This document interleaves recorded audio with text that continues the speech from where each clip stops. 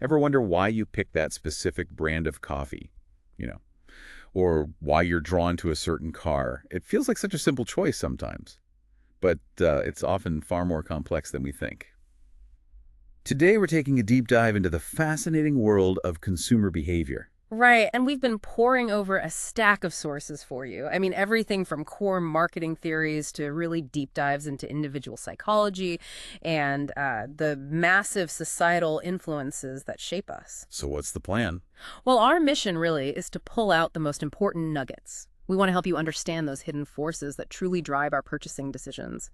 And also how businesses are, well, tirelessly working to understand you. Okay, so we're going to unpack the foundational ideas, the basics of consumer behavior.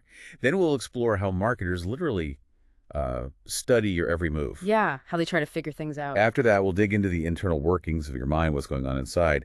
Then look at the powerful external forces at play, the world around us. And finally, what happens long after you've actually made a purchase? Because it doesn't end there. Right.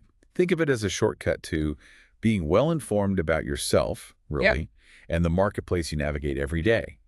So let's kick things off with the basics. I think a lot of people tend to confuse marketing with just sales. They really do. It's a common mix-up. But our sources, they help us understand this really fundamental shift, the marketing concept. Yes. This is where companies analyze customer needs first and then make decisions to satisfy those needs, hopefully better than the competition. It's a huge leap from older ways of thinking, isn't it? Oh, absolutely. A massive leap. For context, think about it this way. Initially, you had the product concept. The assumption there was, well, consumers just want the highest quality or the most features. So just build a better mousetrap. Exactly. Just focus on making better stuff. Then came the sales concept, which basically said, consumers probably won't buy unless we push them really hard. The hard sell. The hard sell, often without much real concern for what the customer actually wanted or needed. But after World War II, when product variety just exploded, the marketing concept really took hold. The focus shifted to make what you can sell, putting the buyer's needs right at the center. Okay, so if that's the core philosophy driving companies now, hmm what does it truly mean to understand us as consumers? What are they looking at? Well, the core definition of consumer behavior that comes through from the sources, it's about much more than just the moment you hand over money. It's the entire process. The whole journey. Yeah, the whole journey. Purchasing, using, evaluating, and even disposing of products and services that people expect will satisfy their needs. So it's not just what you buy, it's why you buy it, where you buy it, how often, how you actually use it. How you feel about it afterwards. Right, how you evaluate it after, and what happens to it later, how you get rid of it. We're talking about behavior before, during, and after consumption. And what's really fascinating here is that this concept has even broadened to include exchanges where money isn't even involved. Ah, okay. And just the quick point of clarity from the source material. They make a distinction between a consumer, which is basically anyone doing these activities, Why anyone engage it. and a customer, which more traditionally implies, a monetary exchange happened. So the key takeaway is you're not just seen as a transaction or a wallet, you're part of this entire ecosystem of needs, decisions, influences, Whole web. a whole web. And businesses are diligently trying to understand and cater to you at every single step of that journey. Okay, so if companies genuinely want to satisfy your needs, they first have to figure out what those needs are. So how do they actually go about studying your behavior? How do they peek behind that curtain? This is where consumer research comes in, and it primarily uses, well, two distinct approaches. On one hand, you've got quantitative research. Okay, quantitative, numbers. Exactly, numbers and scale. It's descriptive, and it really aims to predict behavior.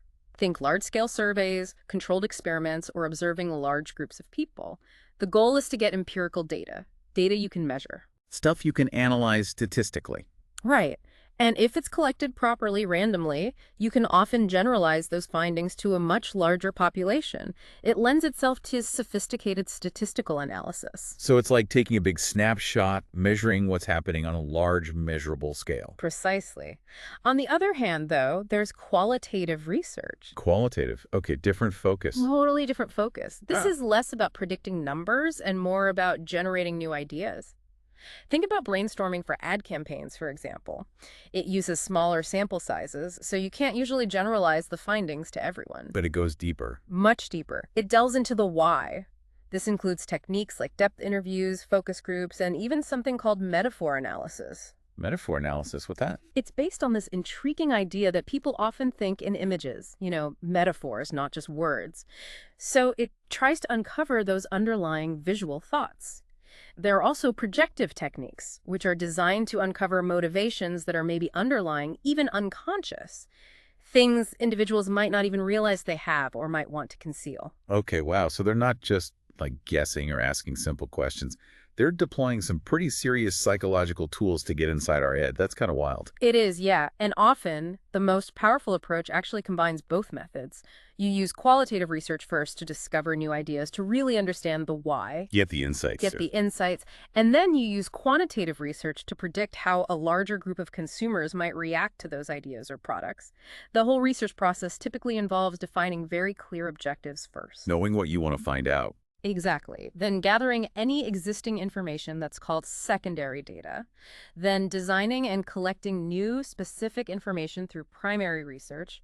And finally, analyzing it all and reporting the findings. Can you give us a taste of some of the specific tools they use when they're gathering this new data, this primary research? What does that look like? Sure. For the quantitative side, they might use observational studies, literally just watching people shop or use products. Or mechanical observation using electronic devices like scanners or web tracking to record behavior. Like tracking clicks online. Exactly. And of course, surveys. Lots of surveys in person, over the phone, mail, online. They use instruments like questionnaires and specially designed attitude scales, things like Likert scales where you rate agreement, to capture your preferences and evaluations numerically. Okay. And for the qualitative, the deeper stuff. Well, beyond those depth interviews and focus groups we mentioned, they employ those more subtle projective techniques, maybe asking you to finish a sentence or interpret a picture, and that metaphor analysis to get at those deeper, often unspoken insights. It's really quite something to realize, isn't it? Every time you answer a survey or click a star rating online or even just walk through a store, you might be contributing to this massive pool of data. You likely are. It just shows how deliberate and strategic marketers are in trying to understand your world. Okay, so now we know how they gather information. But what about the big forces inside us that influence what we buy? What's actually going on in our own minds? Right. Let's dive into the internal influences. We really have to start with motivation. This is essentially that driving force within you, the thing that impels you to take action. And it's often sparked by the tension of an unfulfilled need. An itch you need to scratch. Kind of, yeah. And here's where it gets interesting. Our sources make a key distinction between a need and a goal. Needs are fundamental for a healthy life. Think food, water, shelter. These are called innate needs. The basics. The basics. Then there are acquired needs, which we learn from our culture or environment. Things like the desire for self-esteem, for prestige, for affection. Things we learn to want. Exactly. Our goals, on the other hand, are the specific outcomes we seek from that motivated behavior. A goal could be really broad, like I want to be an entrepreneur, or very specific, like I want an MBA from Harvard Business School. Okay. And goals can also be positive things we approach, like exercising to look attractive, or negative things we avoid, like exercising to prevent health problems. Approach versus avoidance. This brings up a really important question, I think. We often believe our purchases are purely rational, right? Based on logic, features, price. Yeah. But are they always? That's a great point, and the answer is often no, not entirely. While rationality implies using objective criteria, size, weight, price, gas mileage, whatever, many purchases are powerfully driven by emotional motives, Feelings. deep feelings, joy, fear, love, pride, nostalgia, even a sense of magic associated with an item. Maybe it's a vintage fountain pen that just feels right, or a piece of jewelry with huge sentimental value. The logic might not fully support it, but the emotion drives the purchase. That makes sense. And there are frameworks for thinking about these needs, right? Like Maslow's hierarchy. Yes, Maslow's hierarchy of needs is a classic and still very relevant. It basically organizes human needs in a pyramid, from the most basic at the bottom to the highest level at the top. Okay, run us through it quickly. So at the bottom, you have physiological needs: food, water, shelter, the absolute basics for survival, satisfied by, health foods, medicines, basic clothing. Got it. Level 1. Level 2 is safety needs: security, protection, order, stability. Think insurance policies, home security systems, smoke detectors. Okay, feeling safe. Level 3 is social needs: belonging, love, affection, acceptance. This is where personal air products that make you feel good around others, clothing that fits in, or social experiences come into play. Fitting in, connecting. Level 4 is esteem needs. These are about self-respect, status, prestige, recognition from others. High-tech gadgets, luxury cars, expensive furniture often tap into this level. Feeling good about yourself, being seen. Right. And finally, at the very top, level 5 is self-actualization. Achieving your full potential, self-fulfillment, personal growth. This might be satisfied through postgraduate education, pursuing hobbies intensely, challenging adventure trips. Reaching your peak. Exactly. And marketers, they consciously use this hierarchy. They try to position their products by showing how they can satisfy a need at one of these levels, often finding an unsatisfied niche in our lives. And there are other models too. The source mentioned McGuire. Yes, McGuire's classification is even more specific for marketing.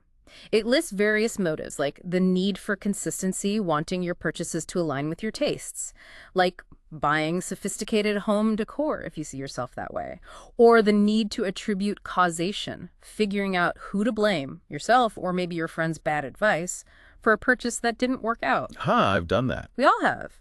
There's also the need for ego defense, using products like deodorants or hair dye to protect your self-image. And need for modeling, buying things associated with heroes or admired figures. Think, this soap is used by movie stars. Wow, okay, that's a lot packed into just motivation. Yeah. But beyond these specific drives, what about our fundamental inner character, our personality, our ingrained tendencies? Right, that brings us to personality. The definition from the sources is basically any distinguishing, relatively enduring way in which one individual differs from another. It's generally pretty consistent over time, though it can shift due to major life events, getting married, having kids, a big career change. And how do marketers think about personality? Well, one classic perspective is Freudian theory. It views personality as this constant internal struggle. You've got the id, which is our primitive, impulsive drives, seeking instant gratification, I want it now. The devil on your shoulder. Sort of. Then there's the superego, which represents society's moral code, our conscience, trying to restrain the id. The angel? Maybe, yeah. And mediating between them is the ego, our conscious control center, trying to balance those primitive desires with the realities and rules of the social world. Marketers often subtly appeal to those underlying id desires, hopes, and even fears, while maybe providing ego-based rationalizations. Interesting. Are there other ways they categorize personality types for understanding consumers? Absolutely. The sources mention the Neo-Freudian approach, sometimes called the CAD model. This classifies people based on how they relate to others. You have compliant individuals who tend to move towards others. They like to be liked. They often prefer known, reliable brands. Then aggressive individuals who tend to move against others. They seek achievement, power, admiration. They might prefer specific brands that help them stand out or signal success. Making a statement. Exactly. And finally, detached individuals who move away from others. They value independence, self-reliance, and tend to be less aware of or concerned with specific brands. So different orientations towards others. Right. And beyond these broad types, there's trait theory. This focuses on identifying specific, measurable personality traits that influence consumer behavior. Examples include consumer innovativeness. How receptive are you to trying new products or services? Are you the first in line for the new iPhone? Basically, yeah. Or dogmatism. How rigid are you towards unfamiliar information or things that contradict your beliefs? Highly dogmatic consumers might stick to old favorites. There's consumer materialism. How much importance do you place on acquiring and owning possessions? Keep it up with the Joneses. That can be part of it. Materialistic consumers often seek a lifestyle full of possessions, though the sources note they often aren't actually more satisfied. And consumer ethnocentrism, that's the feeling that it's somehow wrong or unpatriotic to buy foreign-made products. Buy local, buy national. That's the sentiment, yeah. Okay, this leads us to how we see ourselves and how that shapes what we buy. Yeah. And you mentioned this concept of brand personification earlier, giving brands human traits. Yes, brand personification is fascinating. It's where brands are deliberately given human characteristics in marketing. Think about how a rugged pickup truck brand might be portrayed as strong and dependable, almost like a person. Or a perfume being sensual and mysterious. Exactly. Dishwashing liquid might even be personified as a demanding taskmaster in an ad. Huh. Marketers use gender associations. Coffee often feels masculine, bath soap feminine. They use geography. A Benares sari or Arizona iced tea instantly evokes a place and its associated personality. And color is huge. Red for excitement, blue for confidence, yellow for novelty. It's all about crafting a specific personality for the product in your mind. And this connects to our own self-image. Right. Directly, it all ties into self and self-image. We all have multiple self-images simultaneously. There's our actual self-image, who we think we realistically are, our ideal self-image, who we'd like to be, our expected self-image, who we realistically expect to become, and even our ought-to self-image, who we feel we should be based on duties or obligations. That's a lot of self. It is. And then there's the really powerful idea of the extended self. This is where our possessions literally become extensions of our identity. They can do this symbolically, making us feel bigger or more capable. They can confer status or rank. They can even bestow a sense of immortality. Think about inheriting family heirlooms, like those cufflinks from a grandfather you mentioned. Oh, yeah. Or sometimes they even seem to have almost magical powers in our minds. And many consumers consciously use products to alter the self, maybe to express their individualism, break from conformity, or even try on a new persona entirely. Okay, so we're driven by these deep internal forces, shaped by our unique personalities and self-perceptions. But how do we actually process all the information bombarding us every single day? All the ads, the products on shelves, the online reviews. How do we make sense of it? That crucial step is perception. The definition is the process by which an individual selects, organizes, and interprets stimuli into a meaningful and coherent picture of the world. And the key word there is individual. Perception is incredibly personal and subjective. We all experience the same reality, but we perceive it differently. Where does it start? It starts with sensation. The immediate direct response of our sensory organs, eyes, ears, nose, mouth, skin, to basic stimuli like a product, an advertisement, a brand name, a package, just the raw input. Seeing the billboard, hearing the jingle. Exactly. Then there's the absolute threshold. This is the lowest level at which an individual can actually detect a sensation.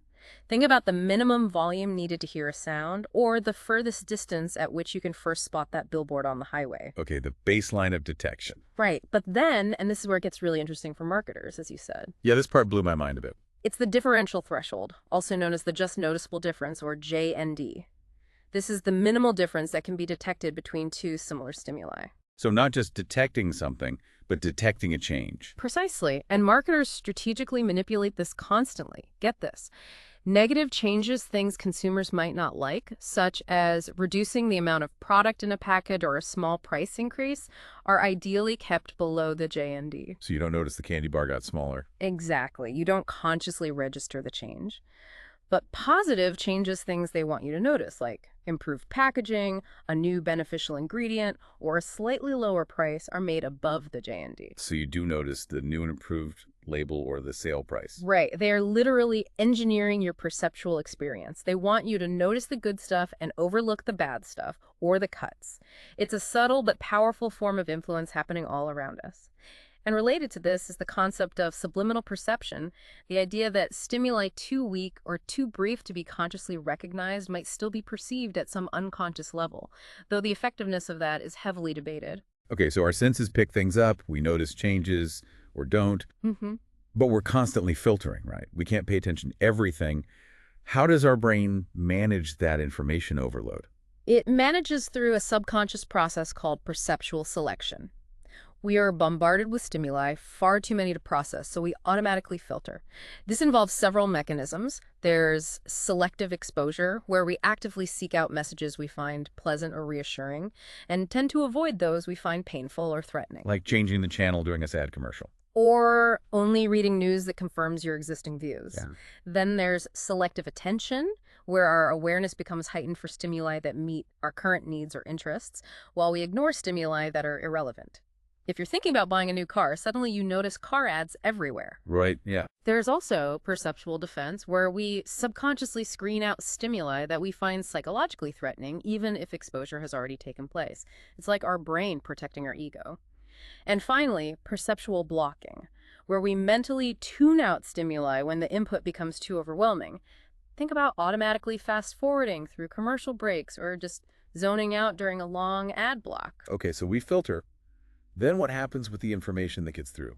Our brain tries to make sense of it, to organize it into a unified picture. This is perceptual organization. We don't see random bits, we see patterns.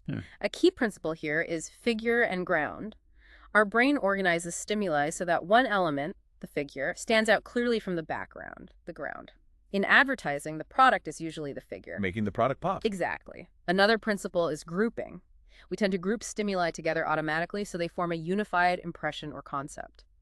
If you see an ad with a happy couple sipping tea by a cozy fireplace, your mind groups those elements and associates the tea brand with warmth, romance, relaxation. Creating an association. Right. And then there's closure. People have a need for closure. They like things to be complete. So if a message is incomplete, say in an ad, our minds tend to automatically fill in the missing pieces. This actually increases involvement because you're actively participating in completing the message. Like finishing a jingle in your head. Precisely. But I imagine our personal biases, our past experiences, or expectations, they can really twist how we end up interpreting this information, right? They absolutely can, and that leads us to perceptual interpretation and distortion. Because perception is subjective, it's easily influenced or distorted. Several factors play a role here. Physical appearances, for instance. We often attribute qualities associated with certain people to the products they endorse. If an attractive model is in an ad, we might subconsciously judge the product itself as being better or more desirable. The halo effect from the model. Sort of, yes. And then there are stereotypes. We carry mental pictures, stereotypes, of meanings associated with various stimuli. We might expect a store's private label brand to be lower quality than a national brand, even without trying it. And the halo effect itself is a big one. When we evaluate multiple objects based on just one dimension. For example, judging an entire product line based on the positive experience with just one product from that brand, or even judging a product based solely on its attractive packaging. So one good thing colors everything else. It can, yeah. And all of this perceptual processing, the selecting, organizing, interpreting, has huge marketing implications. It deeply influences product positioning, which is the image a product holds in your mind relative to its competitors. It affects your perceived price. Is this price fair, high, low? It shapes your perceived quality, especially for services which are intangible, or when judging products by cues like color or store ambiance. It impacts your view of the retail store image or the manufacturer's image. And crucially, risk. Absolutely crucially, it influences perceived risk. This is the uncertainty consumers face when they can't foresee the consequences of their purchase decisions. There are different types. Functional risk, will it work? Physical risk, is it safe? Financial risk, is it worth the money? Social risk, what will others think? Psychological risk, will I feel bad? And time rich, will I waste time if it doesn't work? That's a lot of potential worry. How do we handle that risk? Well, consumers develop strategies. We seek more information. We become brand loyal to reduce the guesswork. We rely on a trusted store's image. Sometimes we just buy the most expensive model, assuming it's the best. Or we seek reassurance through things like warranties, guarantees, or positive reviews. Whoa. So much for just spontaneously grabbing something off the shelf. All this deep-seated motivation, this complex perception, this shaping by our personality. It all leads us to how we acquire and apply knowledge to our future behavior, right? Learning. Exactly. That brings us to learning. Defined quite simply in our sources as a relatively permanent change in knowledge or behavior that results from experience. It's how past experiences influence future actions. What are the key ingredients for learning to happen? There are 4 core elements. First, motivation. Learning often starts with an unfulfilled need that acts as a spur. You're motivated to learn how to satisfy that need. Second, cues. These are the stimuli in the environment that direct your motivated behavior. Things like the product itself, its price, the packaging, the advertising messages, they suggest a way to satisfy the motive. Showing you a path. Right. Third is your response. This is how you actually react to the cues, your behavior. Do you buy the product? Do you ignore the ad? And fourth, critically, is reinforcement. This is the outcome of your response. If the experience is positive, the product worked well, you felt good, it increases the likelihood that you'll repeat that behavior, buy it again, in response to the same cues in the future. If the experience is negative, you're less likely to repeat it. So motivation gets you going, cues show you where, response is what you do, and reinforcement teaches you whether to do it again. That's a great summary. And the sources talk about different theories for how we learn as consumers, don't they? Like different mechanisms. Yes, they do. Broadly, they discuss behavioral learning theories and cognitive learning theory. Let's start with behavioral. The classic example here is classical conditioning. Pavlov's dogs. Exactly. Pavlov's dogs is the textbook example. It's about learning through association. A stimulus that naturally elicits a known response, like meat paste causing salivation, is paired repeatedly with a neutral stimulus, like a bell. Eventually, the neutral stimulus alone, the bell, comes to elicit the response. Salivation. How did that apply to marketing? Think about it. A well-known, trusted brand symbol, like say Neutrogena, appearing on a new product. Through classical conditioning, the positive feelings associated with the established brand, maybe dermatologist endorsement, purity, get transferred to the new product even before you know much about it. The brand symbol acts like the bell. Ah, okay, so associating feelings. Precisely. And marketers use this strategically. Repetition is key. Seeing an ad multiple times strengthens the association. Though there's a limit, too much repetition leads to advertising wear out, where people just tune it out. The three-hit theory. Right, the idea that maybe 3 exposures are needed for effectiveness. Then there's stimulus generalization. This explains why Me Too products often mimic the look and feel of the leading brand, or why companies launch product line extensions like Colgate making mouthwash. The positive association with Colgate toothpaste generalizes to the mouthwash. Family branding, all products under one name, and licensing, using designer names on various products, work on the same principle, leveraging an existing positive association. Making connections. Exactly. On the flip side, you have stimulus discrimination. This is the opposite process, where marketers teach consumers to differentiate their brand from competitors, often through unique positioning and clear benefit claims. They want you to see their brand as different and superior, not generalized from others. Okay, so that's learning from associations. But what about learning from the consequences of our own actions, like when we try something and it works out well or not so well? That's the other main behavioral theory. Instrumental conditioning, sometimes called operant conditioning. This is learning through trial and error, where behaviors that lead to satisfactory outcomes are more likely to be repeated. Learning by doing. Basically, yes. The key here is reinforcement after the behavior. If you try a shampoo and it makes your hair feel incredibly silky and clean, that's positive reinforcement. It increases the probability you'll buy that shampoo again. Makes sense. What about negative reinforcement? Is that punishment? Good question. No, it's not punishment. Negative reinforcement also encourages a specific behavior, but it does so by removing or avoiding an unpleasant outcome. For example, buying antivirus software to avoid getting a computer virus, or seeing a life insurance ad that uses fear appeals about leaving your family unprotected. Buying the insurance removes that fear. It strengthens the behavior, buying the software or insurance, because it removes a negative condition. Ah, okay. So positive adds something good, negative removes something bad, but both strengthen the behavior. Exactly. Punishment, on the other hand, is designed to decrease a behavior. Marketers primarily use reinforcement. They apply instrumental conditioning by ensuring consistent product quality, so you're reliably reinforced, through relationship marketing. Personalized service, special offers act as reinforcement, and using different reinforcement schedules for loyalty programs, like getting a reward after every 5 purchases versus random rewards. They even use shaping, which involves reinforcing successive steps towards a desired behavior, like using loss leaders, cheap introductory offers just to get you into the store, hoping you'll then buy other things. So much of this learning seems almost automatic or driven by habit and association. But what about when we actively think things through? When we consciously process information and solve problems in our heads? That's where cognitive learning theory comes in. This perspective emphasizes the role of mental processes. It views learning as problem solving, where individuals actively process information to understand their environment and achieve goals. Central to this theory is human memory. How we store and retrieve information. Right. Information is seen as passing through different storage systems. First, the sensory store, where sensory input lasts for just a second or two. If it's attended to, it moves to the short-term store, or working memory. This is brief, has limited capacity, and requires active rehearsal, mental repetition, to keep information there or transfer it further. Like repeating a phone number to remember it. Exactly. Information that is processed and rehearsed sufficiently moves to the long-term store, which has vast capacity and can retain information for extended periods.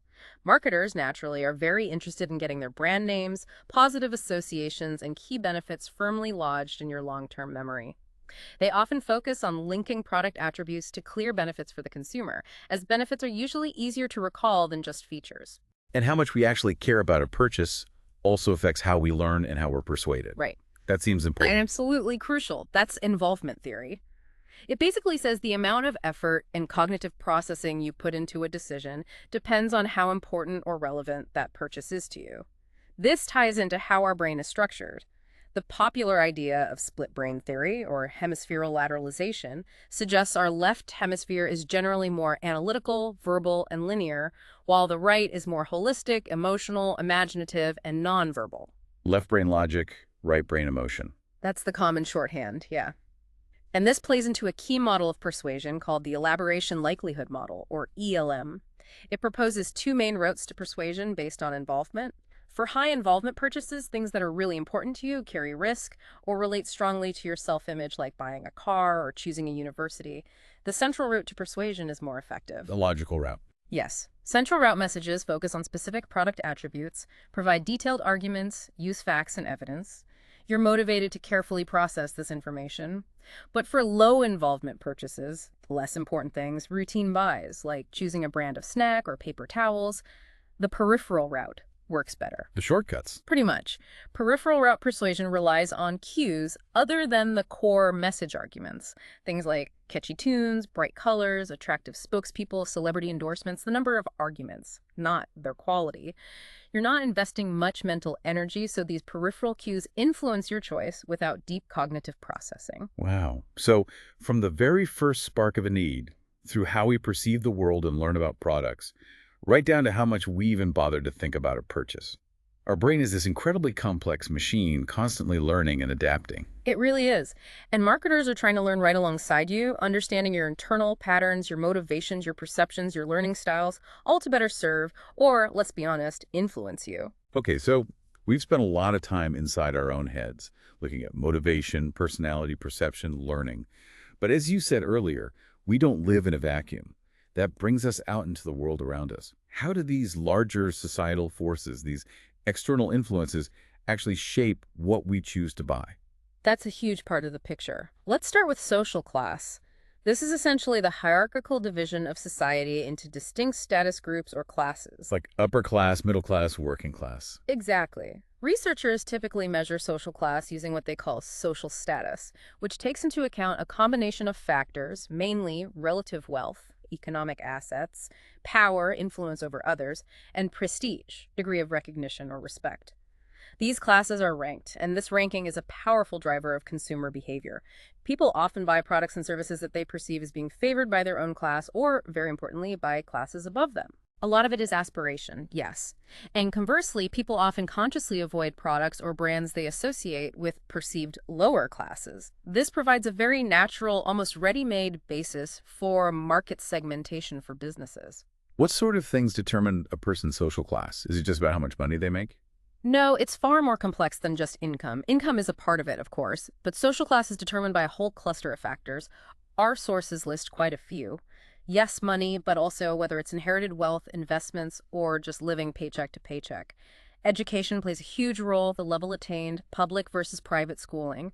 Occupation is critical, the type of work, the prestige associated with it, the hours worked. Housing, too. Definitely. Rented or owned, the size and location of the home, how well it's maintained, even food habits, eating out frequently versus mostly at home, clothing habits, preference for name brands versus no name, paying with cash versus credit, family structure can correlate, transportation, the type of car, reliance on public transit, health access, type of doctors, insurance coverage, lifestyles, use of hired help, church involvement, how chores are divided, and even leisure activities and vacation patterns. It's a whole constellation of factors. And different cultures might categorize these differently. Yes, absolutely. The source material, for instance, provides specific examples for social class categories used in India, like the upper class, established wealth, often not conspicuous, the lower upper class, often new money, more conspicuous consumption, upper middle class, career-oriented professionals seeking the better things in life, lower middle class, non-managerial white-collar workers focused on neatness, DIY, upper lower class, solidly blue-collar, security-minded, often impulsive on leisure spending, and lower class, typically poorly educated, unskilled workers. These categories reflect specific societal structures and consumption patterns. And people don't always stay in the same class they were born into, right? There's movement. That's right. That's social mobility. It refers to the movement of individuals or groups either up or down the social ladder. That's vertical mobility, or sometimes moving horizontally within the same level, maybe changing occupations but maintaining similar status. This can happen across generations, children achieving a higher class than parents, or within a person's own lifetime. And people in similar classes tend to live near each other. Often, yes. There's a fascinating concept called geodemographic clustering. It's based on the principle that birds of a feather flock together. Families with similar socioeconomic backgrounds, education levels, and lifestyles tend to gravitate towards the same neighborhoods or communities. Marketers use this clustering to target specific geographic areas with tailored messages and products. This all ties into the broader idea of how societies rank people, doesn't it? Social stratification. Exactly. Social stratification is the system by which a society ranks categories of people in a hierarchy. The sources contrast different systems. A caste system, like India's historical one, mentioning the traditional categories like Brahmins, Kshatriyas, Vaishyas, Shudras, and Harijans untouchables, is very rigid, based largely on birth, with little to no possibility of social mobility. In contrast, a class system, more typical of industrial societies, is based more on achieved statuses, things you accomplish through education, career choices, even who you marry. This allows for much more social mobility. Thinkers like Max Weber expanded on Marx's purely economic view, adding power and prestige as key dimensions of stratification. Others, like Davis and Moore, even argued that stratification is functional for society, ensuring that important and difficult jobs are filled by motivating people with greater rewards. Okay, so from our economic and social standing within society, let's zoom out even further to something perhaps even more pervasive, often invisible, the hand of culture. Yes, culture is absolutely fundamental. It's defined in the sources as the sum total of learned beliefs, values, and customs that serve to guide and direct the consumer behavior of all members of that society. You can think of it as the collective personality of a society, or as one source put it, a man-made way of responding to experience. What are the key characteristics of culture? How does it work? Well, several things stand out. First, culture is invented. It consists of ideas, technologies, social structures that humans created. Second, it's learned, not innate. We learn it formally, in school, informally from family and friends, and technically like learning a trade. Third, it's shared among members of a society, making it a group phenomenon. Fourth, cultures globally are similar but different. They address universal needs but in unique ways. Fifth, a culture is gratifying and persistent. Habits and customs continue as long as they satisfy needs. Sixth, it's adaptive, meaning it does change over time, although often slowly, in response to changing environments or circumstances. Seventh, it's organized and integrated. The various elements fit together. And finally, it's prescriptive. It sets norms, rules, and expectations for behavior within that society. Are we seeing significant cultural shifts, perhaps specifically in places like India, based on the sources that are impacting how people consume? Definitely.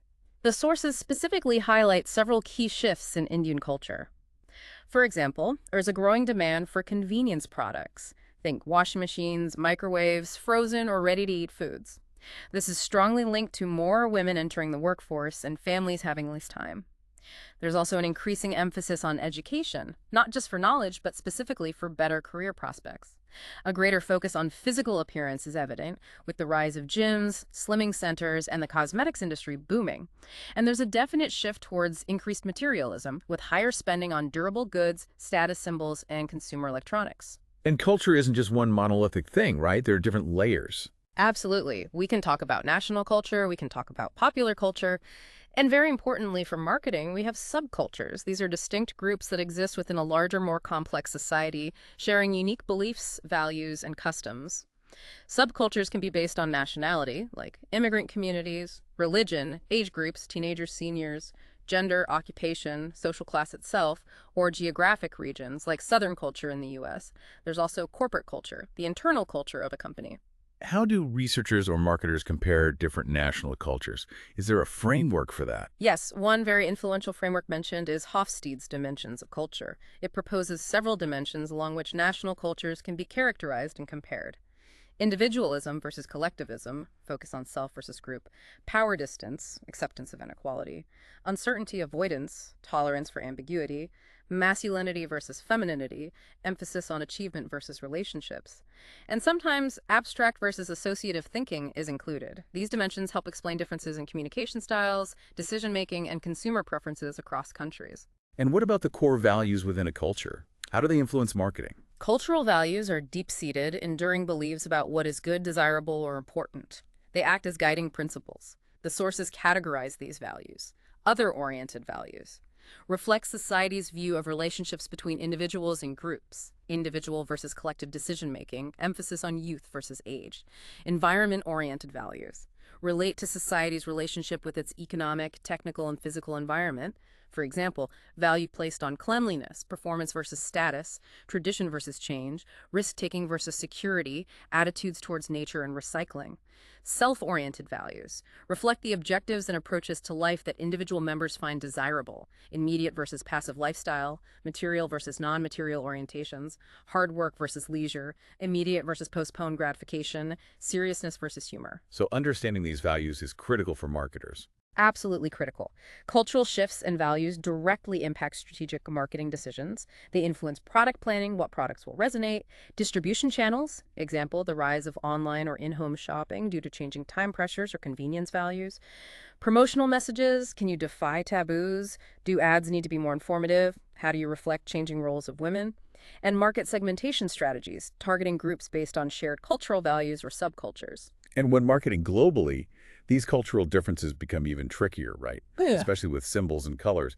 Ooh, incredibly tricky. Global marketing faces huge challenges because different cultures attach vastly different meanings to things we might take for granted. Symbols, like flowers, animals, or hand gestures, can have opposite meanings. Numbers carry strong associations. 7 might be lucky in one place, 13 unlucky. The number 4 is considered very unlucky in Japan because it sounds like the word for death. And colors are a minefield. White signifies mourning in parts of the Far East, but purity in weddings in the US. Red is for brides in India, but can signify masculinity or danger in the UK. Pink is strongly feminine in the US, but in Holland, blue is traditionally the feminine color. Getting these wrong can lead to major marketing blunders. Wow. Okay, so our big overarching culture shapes us profoundly. But we also belong to smaller, more intimate groups, don't we? Starting with our families. Absolutely. Groups are crucial external influences. A group is basically 2 or more people who interact to accomplish either individual or mutual goals.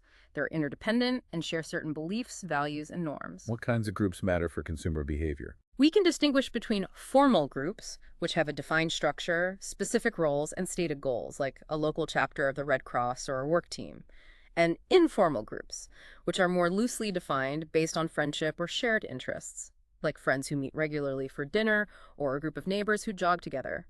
We also distinguish between large groups and small groups. Small groups, where members know each other personally and interact face-to-face, are generally more relevant for understanding consumer behavior because the influence is more direct. And importantly, there are membership groups, groups you actually belong to, versus symbolic groups, groups you aspire to belong to or admire, even if you'll never join, like identifying with successful entrepreneurs or movie stars. And the family is probably the most fundamental of these groups, wouldn't you say? Without a doubt. The family is considered a primary group, and its influence on consumption is immense and lifelong. Beyond the obvious function of reproduction, the family traditionally provides economic well-being for its members, although roles have shifted dramatically here, with far more dual-income households and children rarely contributing financially anymore, unlike in the past. It also provides crucial emotional support, and it establishes suitable family lifestyles, influencing how members spend their time, what activities they engage in, and consequently, their consumption patterns for everything from food and housing to vacations and entertainment. And families change over time, which affects their buying habits, right? The family life cycle. Yes, the family life cycle, FLC, is a really useful segmentation tool for marketers because needs, priorities, income, and spending patterns change dramatically as families move through different stages. The traditional FLC outlines a progression: bachelorhood, young singles establishing independence, honeymooners, newly married couples often buying durables for their home, parenthood, the full nest stage, usually the longest, with spending heavily influenced by children's needs, post-parenthood, the empty nest stage after children have left home, often with more disposable income, focusing on travel, hobbies, retirement, dissolution, single surviving spouse, often with reduced income and different needs. But families aren't always traditional anymore, are they? Not at all, and that's a key point in the sources. There are increasingly important non-traditional FLC stages reflecting major societal shifts. Think about childless couples, single-parent households due to divorce or births outside marriage, blended families, extended families where adult children return home, boomerang kids, or elderly parents move in, and unmarried couples cohabiting. Each of these structures has unique consumption needs and decision-making dynamics. Speaking of decision-making, how do things typically get decided within families, especially between partners? Who holds the influence? That's the area of husband-wife decision-making. Marketers try to understand the relative influence. They often categorize decisions as husband-dominated, e.g. historically, life insurance, cars, wife-dominated, e.g. food, toiletries, children's clothes, joint, synergistic, where both partners have significant input like vacations or housing choices, or autonomic, where either partner makes an individual decision like personal clothing or snacks. And this varies culturally. Significantly. The sources mention, for example, that Chinese couples, especially in rural areas, tend to have more husband-dominated decisions across various product categories compared to couples in the US. So, culture plays a big role here. And another major shift highlighted is the expanding role of children in family decisions. Kids have more say now. Definitely. Especially in families with fewer children, dual-income parents who might feel guilty about time constraints, or single-parent households. Children learn to influence purchases from a young age, and they use various tactics. The sources even list them. Things like simple pressure, nagging, upward appeal, claiming an older sibling or family member approved, exchange tactics, I'll wash the car if you buy me, coalition tactics, getting others on their side, ingratiating tactics, getting parents in a good mood first, rational persuasion, using logical arguments, inspirational appeals, and consultation, seeking parents' involvement. Their influence, particularly on things like food, vacations, and electronics, is definitely growing. Okay, so family is huge. But beyond family, we have these other groups we look to, maybe friends or colleagues, or even people we admire from afar. Reference groups, right? Exactly. Reference groups are essentially any person or group that serves as a point of comparison or reference for an individual informing their values, attitudes, or specific behaviors. So not just groups we belong to. Not necessarily. A normative reference group, like your immediate family, typically influences your general broad values and behaviors early in life. But a comparative reference group, like that stylish neighboring family whose lifestyle you admire, might influence more specific attitudes and behaviors like the brands you choose or where you shop. And these influences can be direct from people you know, or indirect, like trying to emulate the fashion choices of movie stars or athletes you've never met. They become a standard you compare yourself against. What makes a reference group influential? Why do we listen to them? Several factors determine how much influence a reference group has. It depends on your own information and experience with a product. The less experience you have, the more likely you are to rely on the advice or example of others. It also depends on the credibility, attractiveness, or power of the group. Do you trust their expertise? Do you want to be like them? Do they hold some power over you, like a boss? And finally, it depends on the conspicuousness of the product. Products that are highly visible and signal status, like luxury cars or fashion items, are much more susceptible to reference group influence than less visible items like, say, canned fruits or vitamins. What are some important types of reference groups in our daily lives? Well, friendship groups are very powerful, especially for things like clothing, cosmetics, snack foods, and entertainment. Formal social clubs like Rotary or Lions can influence members. Shopping groups, friends or family who shop together, influence each other's choices through shared opinions and reactions. Work groups, both formal teams and informal colleagues, influence dress codes, lunch spots, and sometimes bigger purchases. And consumer action groups have emerged, organizing to pressure businesses or promote certain consumption patterns like boycotts or ethical buying. So we tend to conform to these groups. To some extent, yes. Consumer conformity is a key aspect. Reference groups influence us in several ways. They aim to inform us about products, they provide opportunities for comparison, they influence us to adopt attitudes and behaviors that align with the group's norms, and they help legitimize our decisions. If the group approves, it feels like the right choice. And advertisers definitely leverage this, don't they? Oh, constantly. Reference group appeals are staples in advertising. Using celebrity endorsements, expert testimonials, or even just depicting typical consumers who resemble the target audience helps increase brand awareness. And critically, it helps reduce your perceived risk. The thinking goes, if that credible expert admired celebrity person like me believes this product is good, then it probably is, and I'll be okay buying it. So within these influential groups, Are there specific people who are particularly important? The real trendsetters or advice givers? Yes, that brings us to opinion leadership. These are individuals who, in informal day-to-day conversations, offer advice or information about a specific product, service, or category. They might talk about which brands are best, where to shop, or share their Are experiences. they experts in everything? Usually not.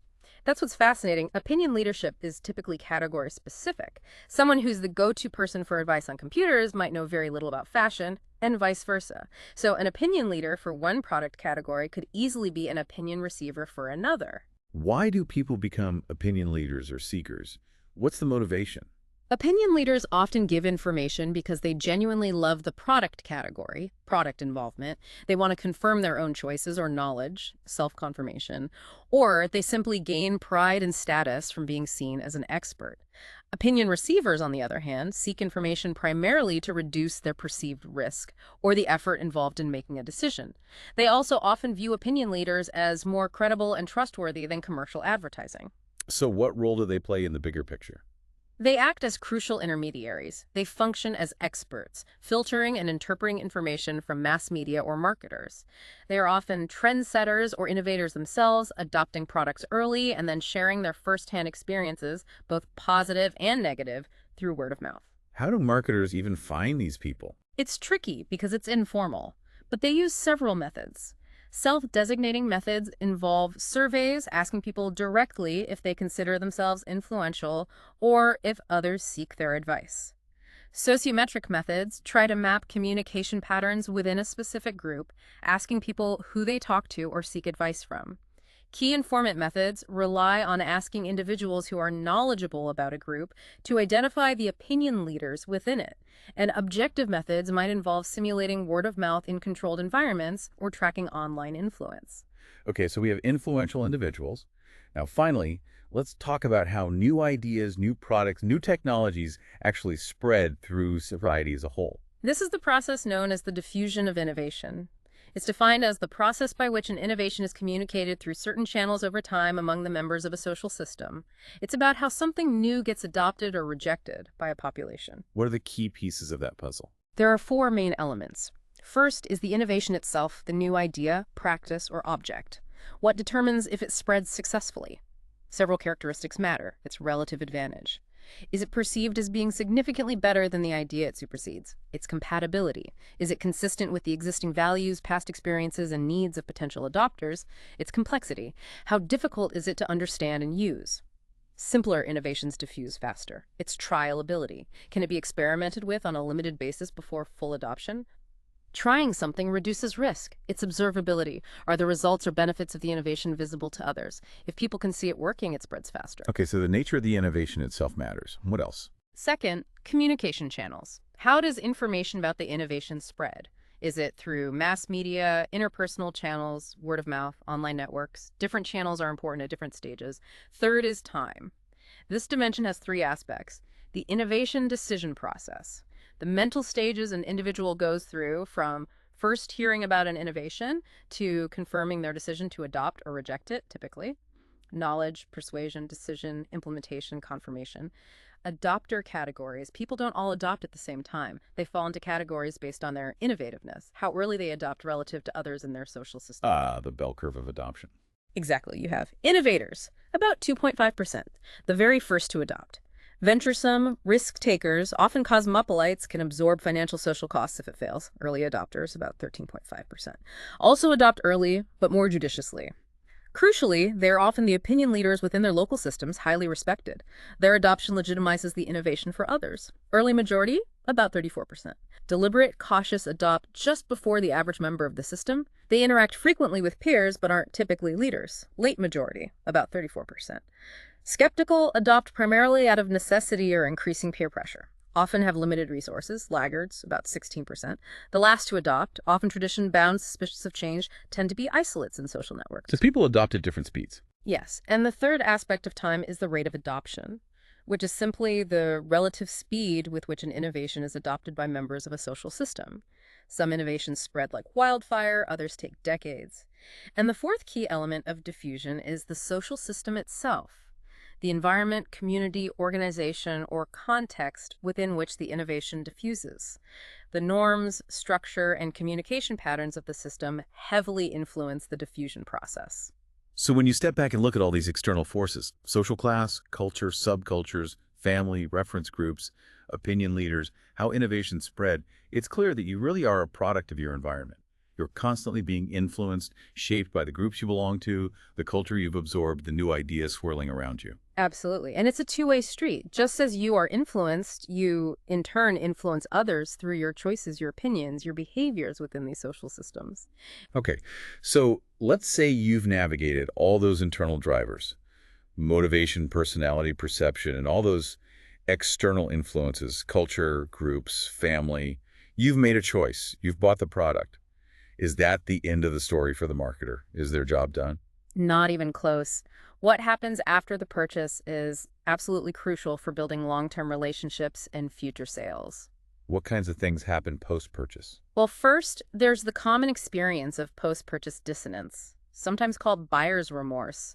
This is that feeling of doubt, anxiety, or uncertainty that can creep in after you've made a difficult, important, or relatively permanent decision. Like after buying a car or a house? Exactly. It's more likely to happen with high commitment decisions, when the purchase is really important, when there were many attractive alternatives you had to reject, when the purchase has high social visibility, others will see it, or if you felt you didn't have enough time to evaluate properly. How do marketers deal with that? Or how do we deal with it ourselves? Marketers actively try to reduce dissonance. They might send follow-up letters or emails reinforcing your decision, provide detailed warranties, offer excellent customer service and return policies. Consumers themselves try to reduce it too. We might actively seek out positive information that supports our choice, like reading positive reviews after buying or getting positive feedback from friends about our new purchase. We try to reassure ourselves. Okay, so managing doubt. What else is important after the sale? Product use and non-use. Marketers need to understand how consumers actually use their products. Sometimes people use products in unexpected ways, which can lead to new product ideas. They use them functionally, but also symbolically. What does owning or using this product say about me? And critically, marketers also need to understand product non-use.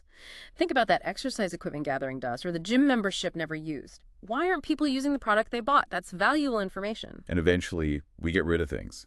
Disposition. Right.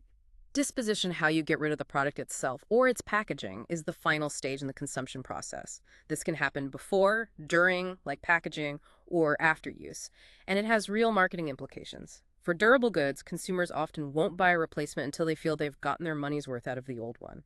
Disposition sometimes must occur before acquiring something new simply due to lack of space, and the existence of a large used product market, like for cars or textbooks, can directly reduce sales of new products. Increasingly, environmentally sound disposition options are becoming a selling point and a benefit for firms too. And ultimately, all of this experience using the product, maybe feeling dissonance, getting rid of it, it all feeds into whether we're happy with the purchase, right? Yeah. Customer satisfaction. That's the absolute core of the post-purchase phase: purchase evaluation and customer satisfaction. How do you feel about the choice you made? Did the product meet, exceed, or fall short of your expectations? Satisfactory evaluations are the foundation for repeat purchases and loyalty. Unsatisfactory evaluations, naturally, can lead to complaints, negative word of mouth, and brand switching. What about complaints? Are they always bad? Interestingly, no. Many firms find that customers whose complaints are handled promptly and effectively, where the problem is resolved to their satisfaction, often become more loyal and satisfied than customers who never had a problem in the first place. It shows the company cares and stands behind its product. The challenge, though, is that many dissatisfied consumers don't complain directly to the firm. They just switch brands. And sometimes retailers don't pass customer complaints back to the manufacturers. This highlights the need for accessible feedback systems like consumer hotlines or easy online contact forms. Because the ultimate goal is keeping customers coming back. Loyalty. Exactly. The ultimate goal is repeat purchases and customer loyalty. True brand loyalty isn't just inertia or buying out of habit. The sources emphasize it involves a deeper emotional attachment and commitment to the brand. These committed customers are incredibly valuable. They're more resistant to competitors' offers, they're more receptive to brand line extensions, and they become a fantastic source of positive word-of-mouth referrals. And there's a specific term for when companies lose those valuable customers, isn't there? Yes, that's churn. It refers to the turnover in a firm's customer base, customers leaving or defecting. Reducing churn is a major strategic objective for most companies because, as a general rule, retaining existing customers is significantly more economical and profitable than constantly having to acquire new ones. So this whole journey, thinking about it from the very first spark of a need through the decision process, the purchase, the use, the evaluation, and hopefully loyalty, it really brings us to this modern concept of actively managing these ongoing customer relationships, doesn't it? It does indeed. That's precisely where customer relationship management, CRM, comes in. CRM. We hear that acronym a lot. What is it, fundamentally? Fundamentally, CRM is a systematic process where a company uses all the information it has about its customers to build, maintain, and maximize loyalty, ultimately retaining their business over their entire lifetime as a customer. The core goals are building long-term, profitable relationships, getting closer to customers at every single interaction point or touch point, and maximizing the company's share of the customer's wallet within relevant categories. How does that work in practice? Is there a cycle? Yes, the sources often describe a CRM business cycle. It typically starts with acquisition, getting new customers. Then comes customer interaction management, CIM, which involves using all available channels, both online, email, web communities, social media, and offline, phone, mail, in person, for effective two-way communication. The crucial third step is customer retention, actively working to convert casual or first-time buyers into committed, loyal customers. The cycle then continues by constantly understanding and differentiating customers, creating profiles, segmenting them based on value or needs, conducting ongoing research, and then developing and customizing products, services, messages, and even channels based on those specific customer needs and values. Finally, the company needs to effectively interact and deliver on those customized offerings at every touchpoint. It's a continuous loop of learning and adapting. Are there different kinds of CRM systems for different parts of the business? Yes, generally CRM is broken down into types based on function. Operational CRM focuses on automating the customer-facing processes, things like Salesforce automation, managing leads and contacts, marketing automation, campaign management, and service automation, customer support, help desks. Collaborative CRM emphasizes communication and coordination across different departments, sales, marketing, technical support, finance, so that everyone shares customer information and presents a unified face to the customer. And analytical CRM supports the back office operations and strategic analysis. It focuses on analyzing customer data to understand behavior, identify profitable segments, measure campaign effectiveness, and predict future trends. It's about mining the data for insights. What are the big benefits for companies that do CRM well? The benefits are significant: reduced customer recruitment costs because you retain more customers, increased loyalty and lower churn. It becomes easier to introduce new products or line extensions to a receptive customer base, overall increased profitability, loyal customers often spend more over time, and it can open up possibilities for business expansion. And now, so much of this happens online. ECRM. Exactly. ECRM is simply applying CRM principles and technologies within the internet environment. It leverages electronic channels. The sources highlight a few key aspects: the focus on electronic channels, engaging the entire enterprise, all departments need to be involved, empowerment of consumers, giving them choices in how they interact, focusing on the economics, directing efforts towards profitable customer segments, and rigorously evaluating the return on investment ROI of CRM initiatives. The sources also mention brand switching. What drives people to jump ship from one brand to another? Brand switching is when consumers shift their allegiance. It can be influenced by many factors we've discussed: competitors' advertising, a better price or promotion, changes in product quality, either improving or declining, maybe a decline in their own brand loyalty, or sometimes just a desire for novelty, wanting to try something new. The reasons can be stochastic, meaning somewhat random or beyond the consumer's control, like moving to a place where their favorite brand isn't available. Or it could be due to expectation disconfirmation. The product simply didn't live up to what they expected. Or it could be simple utility maximization. They found a product that offers better value, lower fees, or superior features. And this entire complex framework we've discussed, motivation, perception, learning, social influences, post-purchase evaluation, relationship management, it all applies just as much in the digital world, right, when we're making decisions online. Absolutely. Online decision-making is subject to the same intricate web of internal and external factors. The channels might be different, the information sources might change, more online reviews, social media influence, but the underlying psychological and social processes shaping your choices are fundamentally the same, just playing out in a different environment. It really hammers home the point. You are not just a one-off customer. In the eyes of many companies, you are a relationship to be nurtured, analyzed, and hopefully kept for the long haul. And understanding this complex system empowers you, the listener, to be a more aware, more discerning consumer. Well, we've certainly journeyed through a fascinating landscape today. We started with the fundamental concepts of how companies even approach the market, shifted focus inward to the intricate psychological processes driving your individual choices, motivation, personality, perception, learning. Then we look outward at the powerful societal forces shaping your preferences, social class, culture, groups, family. Yeah, and we saw how marketers are constantly, tirelessly researching, trying to understand all of this, adapting their strategies, and working hard to build relationships with you even long after the initial sale is made. It's a continuous effort. So what does this all really boil down to for you listening right now? I think it means that pretty much every interaction you have with a product or a brand, every choice you make in the marketplace, is a testament to this incredibly complex interplay of forces we've discussed. Yeah. It really highlights that your purchasing decisions are rarely simple, isolated events. Their outcomes. They're outcomes of deep-seated motivations, your unique personal perceptions, and this whole web of social and cultural influences swirling around you. So here's something to think about. Next time you reach for that particular item on the shelf or click Add to Cart online, just take a moment. Ask yourself, am I making this choice purely out of a rational, unfulfilled need? Or is it perhaps a masterful outcome, an outcome of perception management, group influence, maybe even unconscious motivation that marketers have meticulously studied and crafted, possibly just for someone like me? How much of your free choice is truly free?